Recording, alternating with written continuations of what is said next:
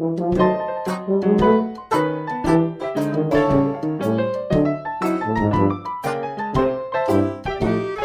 Anda ikuti Rehat Malam hanya di FM 91,2 Radio Kota Batik.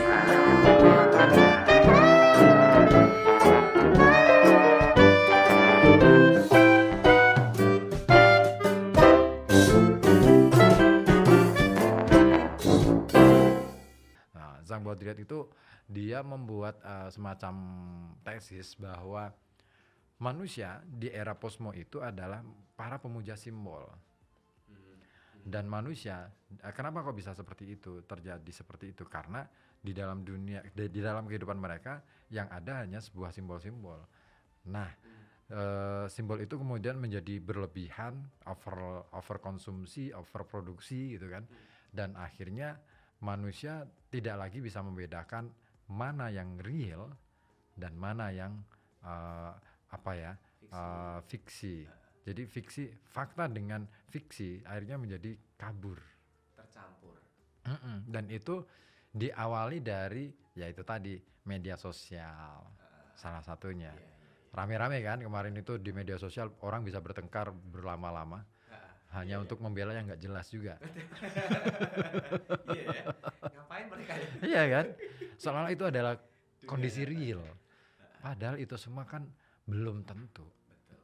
Dan mereka pun belum tentu tahu kebenarannya seperti apa kan? Yes. Okay. Itu banyak sih dari konsep-konsep Zhang Baudrillard itu yang akhirnya aku pakai. Terutama yang aku pakai itu 5 tipe image. 5 tipe citraan. Ada citraan nomad itu berpindah-pindah, nggak menetap gitu kan, berganti-ganti. Terus ada citra kamuflase, ada citra apalagi itu kamuflase fata morgana. Nah, kamuflase itu menipu gitu kan, citra menipu, penyamaran. Tapi kalau fata morgana itu nggak ada tapi seolah ada, ya kan. Terus ada citra evil, citra hantu. Citra hantu itu sebenarnya kalau dalam teori itu, hantu itu adalah makhluk yang nggak ada secara wujudnya, secara fisik.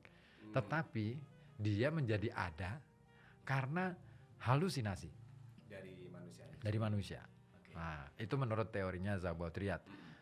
Nggak tahu kalau memang hantu beneran, aku nggak ngerti. Opik pasti nggak dengerin nih. Terus ada lagi satu citra lagi, apa sih ya? Kamuflase itu, terus kemudian pokoknya ada 5, yang satu aku lupa. Tapi itu semua aku bahas dan ketika nulis tesis itu sebenarnya saya sampai 600 halaman. Cuman karena ada aturan pembatasan nggak boleh 600 halaman. Maksimal 250 halaman. Akhirnya saya padatkan jadi 250 halaman. Bisa jadi segitu. Iya, ya mungkin itu buat celengan nanti kalau misalkan saya kuliah lagi S3. Ada rencana kapan tahun ini? Nggak tahu deh. Yang penting kerja jalan dulu aja deh. Cari rezeki supaya bisa dapat sangu. Amin. Ya, program beasiswa sih banyak, tapi saya punya prinsip sendiri sih. Selagi aku mampu, bisa. Kenapa tidak? Oke, baiklah. Selagi Mas Ribut mampu, ya udah Mas Ribut aja, saya nggak usah. Saya punya prinsip seperti itu. Kalau orang lain bisa, ya ngapain harus aku? Satu itu, yang kedua, aku nggak mau membebani negara dengan banyak mengeluarkan uang untuk sesuatu yang belum tentu impact-nya juga bagus untuk negara. Oke, baguslah seperti itu. Kalau bisa semuanya bisa berprinsip seperti itu ya. Iya, orang mungkin beda-beda ya. Oke. Tapi bagiku itu hal yang tantangan lah ya, untuk menerima beasiswa dari negara. Betul. Syukur-syukur ada yang mau nyekolahin saya aja nggak apa-apa. Weh. Ujung-ujungnya tetap aja. Ada sponsor? Kita siap terima Inggris. Iya, siapa tahu ya. Nanti aku mau ngabdi deh di institusi Anda. Siap pesan dari sini berarti ya? Enggak dong. Loh, bekerja di media itu sesuatu yang luar biasa menurut saya. Karena saya awalnya kan dari media. Ceplok awal di media. Oke. Dan tidak bisa lepas dari media. Iya. Rasanya baper kalau lepas dari media. Iya ya. Iya benar sih. bener. Itu yang mungkin banyak dirasakan sama orang-orang media seperti itu kan. Iya, begitu keluar itu rasanya, aduh. Saya merasa bodoh gitu. Itu dia, bener. Saya merasa Bener. bodoh. Aku pernah kan, awal-awal ketika saya pindah ke dulu di jalan, sambil di ruangan studio ini, gitu kan. Di jalan itu cari berita. Yeah. Pulang-pulang bikin berita dan ngedit macam-macam, pokoknya produksi macam-macam. Terus sorenya siaran. Begitu pindah kantor, yang ada di dalam melulu, saya selalu memburu koran. Itu yang pertama, pokoknya setiap kali aku datang ke kantor itu yang pertama kali aku buru bukan soal jadwal, tapi koran. Koran hari itu. Dan tidak selalu aku temukan koran itu. Kadang-kadang ada, kadang-kadang tidak.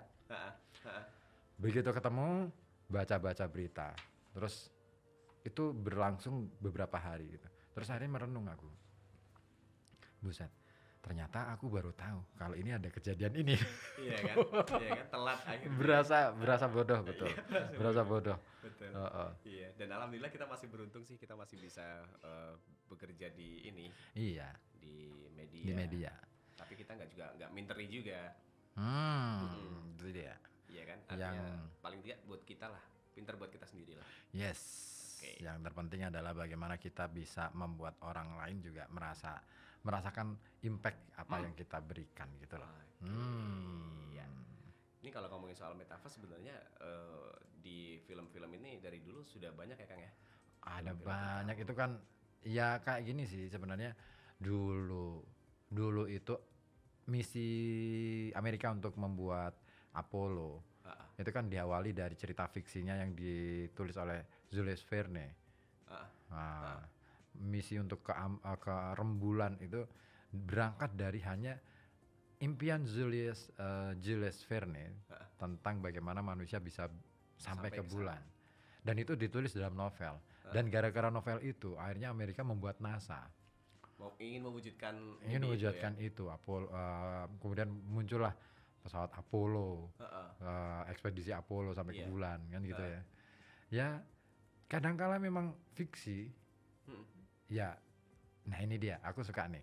Kemarin ada yang ngomong ke saya bahwa antara fiksi dan fiktif itu nggak beda jauh gitu.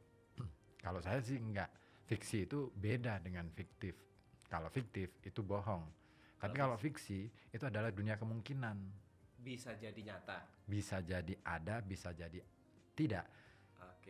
Tetapi ini ngomong tentang kemungkinan, tinggal sebenarnya kan manusia itu kan bisa membaca gejala-gejala dari masa lalu, masa kini, terus kemudian mencoba untuk bisa dirumuskan gitu ya. Kira-kira besok ke depannya itu akan jadi apa, gitu. Nah itulah fiksi. Kalau fiktif itu rekaan yang apa ya? Itu kebohongan. Katakanlah misalnya gini, di Jalan Penolawen ada kemacetan. Kita bilang nggak macet kok. Padahal jelas-jelas kalau fiksinya apapun yang terjadi jalanan pasti ada kemungkinan macet. Maka di dalam cerita-cerita fiksi ada selalu cerita tentang kemacetan jalan di Penolawen. Tapi ketika seseorang itu mengatakan bahwa jalan Penolawen itu nggak pernah ada kemacetan, nah itu fiktif. Perbedaan antara fiksi dan fiktif. Iya. Sama-sama ngarangnya. Tapi itu ngomong tentang bagaimana orang fiksi itu sebenarnya bagaimana orang membaca keadaan, terus kemudian ya itu tadi kalau dalam matematika ada konsep probabilitas. Ada kemungkinan yang terjadi. Ada kemungkinan, ada sesuatu yang mungkin dan soal kapannya nggak bisa dikira-kira. Tapi bisa jadi. Dan itu kalau kita pakai hitungan matematika, maka kita bisa membaca pola sebenarnya. Punya puisi? Punya cerpen? Atau punya esai? Atau juga kamu punya rekaman pembacaan puisi kamu? Pembacaan cerpen kamu? Atau rekaman musikalisasi puisi kamu? Kirimkan saja karya-karya kamu ke Koja Sastra. Alamatkan ke email kojasastra@gmail.com. pastikan karya kamu diapresiasi dan diulas secara mendalam di Koja Sastra. Simak acara Koja Sastra setiap hari Kamis pukul 19.00 sampai 21.00 dari FM 91,2 Radio Kota Batik. Kamu juga bisa menyimak lewat live streaming YouTube di channel Koja Sastra.